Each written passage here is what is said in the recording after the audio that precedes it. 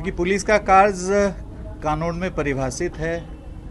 जो कर्तव्य है वो सबसे बड़ा कर्तव्य है।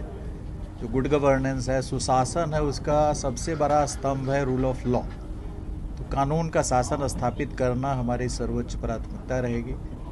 कानून के शासन को स्थापित करने के लिए जितने भी नियम, परिनियम, अधिनियम हैं, सभी को प्रभावकारी ढंग से लागू किया जाएगा और अपराधियों पर काफ़ी सख्त नकेल कसा जाएगा और अपराधियों पर चतुर्दिक दिशा से प्रयास किया जाएगा। इन्वेस्टिगेशन को प्रभावी किया जाएगा।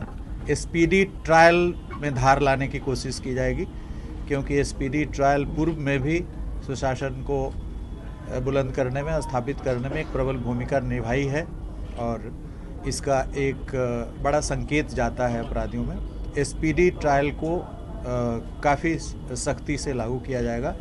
जो भी वेल डिटेक्टेड केसेस हैं, अच्छे ढंग से उद्वेदित केसेस हैं जिसमें साक्ष्य की प्रचुरता है, उन कांडों को चिन्हित कर उसको स्पीडी ट्रायल के तहत लिया जाएगा। जो भी गंभीर कांड हैं जिससे लॉ एंड ऑर्डर प्रभावित होता है। अभी आपने देखा होगा कि बीएनएसएस में अपराधियों के द्वारा अर्जित संपत्ति को जब्त करने के लिए पृथक प्रावधान का समावेश किया गया है। पहले था कि हम लोग एक पोस्ट ऑफिस का काम करते थे और ईडी के यहाँ भेजते थे अटैचमेंट के लिए, लेकिन अब जो बीएनएसएस में संशोधन हुआ है उसमें अलग से प्रावधान किया गया है कि पुलिस के पदाधिकारी जो अपराध से अर्जित संपत्ति है उसको भी अटैच कर सकते हैं। तो इस प्रावधान को हम लोग सख्ती से लागू करेंगे, थाना स्तर पे लागू करेंगे और हर थाना को कम से कम महीने में 1-2 ऐसे मामले चिन्हित करने पड़ेंगे, पता लगाने पड़ेंगे अपराधियों की संपत्ति को और उसको त्वरित रूप से सप्ताह भर 10 दिन के अंदर में उसको अटैच करने का पावर पुलिस को है।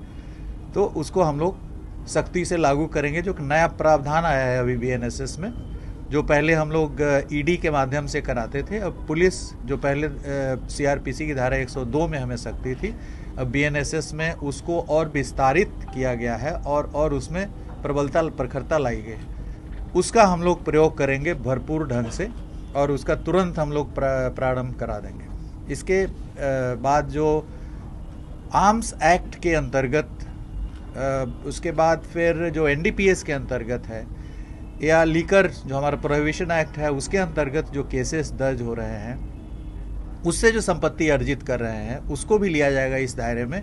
और बड़ा आसान है उसको पता करना कि हमारे जितने चार्जशीटेड लोग हैं, जो चाहे प्रोहिबिशन एक्ट में हो, एनडीपीएस एक्ट में हो, उनकी संपत्ति का पता किया जाएगा। संपत्ति को पता करने के भी तौर तरीके बहुत सारे, अब सिर्फ इंटेलिजेंस पे नहीं लेकिन बहुत सारा डेटाबेस है, उससे हम लोग पता कर सकते हैं। और इन सभी चीज़ों को सिर्फ अनुसंधान करना ही हमारा काम नहीं होगा, बल्कि अपराधियों के द्वारा अर्जित संपत्ति पर कड़ा प्रहार करना पड़ेगा, क्योंकि जब